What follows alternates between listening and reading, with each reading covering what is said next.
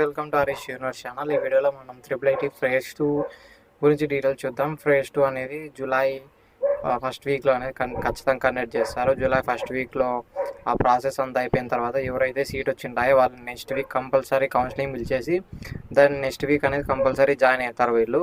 ఇప్పుడు జూలై 2 ఇప్పుడు సీట్స్ అనేవి 500 పైగా సీట్లు అనేవి ఖాళీగా ఉన్నాయి.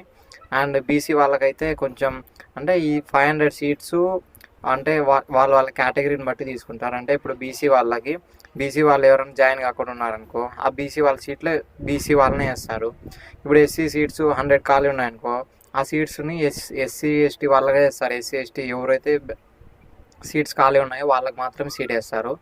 అంటే ఇప్పుడు 500 సీట్లో ఇప్పుడు సపోజ్ ఎగ్జాంపుల్కి తీసుకుంటే 100 సీట్స్ బీసీకి, 100 సీట్ ఎస్సీకి, 100 సీట్స్ ఎస్టీకి అండ్ ఓసీకి 200 సీట్స్ ఇట్లా తీసుకుంటే ఇప్పుడు 100 సీట్స్ అంటే ఎవరైతే జాయిన్ కాలేదో వాళ్ళ సీటు వాళ్ళ క్యాస్ట్ ప్రకారం వాళ్ళకి మాత్రమే వేస్తారు.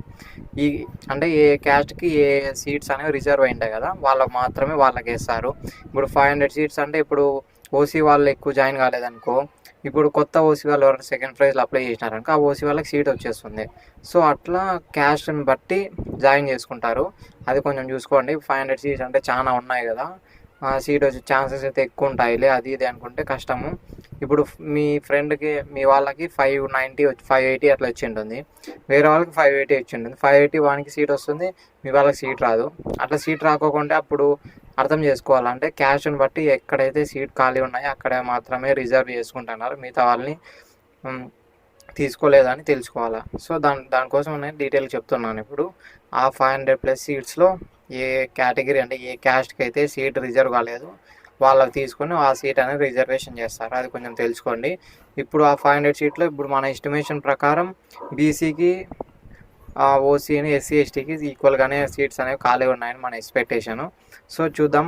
ఇప్పుడు బీసీ వాళ్ళకి 558 ప్లస్ 560 ఆ మధ్యలో వచ్చిన వాళ్ళ ఆ పైన వచ్చిన వాళ్ళకి సీట్ అనేది రిజర్వ్ అయ్యే ఛాన్సెస్ అనేవి కొంచెం ఎక్కువనే ఉన్నాయి. ఓసీ అయితే 570+ రావాలా, అండ్ ఎస్సీ ఎస్టీ అయితే 550 అంటే 560+ అట్లా రావాలా, అవి కొంచెం చూసుకోండి. అండ్ బీసీకి అయితే బీసీఏ బీసీబీ దాని సపరేట్గా ఉన్నాయి దాని కేటగిరీలు. నార్మల్ బీసీబీకి అయితే 565+ కావాలా, అండ్ బీసీసీ బీసీడీ వీళ్ళకైతే ఇంకొంచెం అంటే 3 to 4 మార్క్స్ అనేవి వేరియేషన్ ఉంటాయి, అది కొంచెం చూసుకోండి. ఇవి మొత్తం డీటెయిల్గా సీట్ వచ్చే ఛాన్సెస్ అయితే కొంచెం ఎక్కువ ఉన్నాయి. అందరు తప్పకుండా అప్లై చేయండి. అప్లై చేసి దాన్ని బట్టి సీట్ వచ్చే ఛాన్సెస్ అనేవి ఎక్కువ ఉన్నాయి. Thank you so much for watching ఈ వీడియో. మీకు ఏమైనా డౌట్స్ ఉంటే కమెంట్లో మెన్షన్ చేయండి.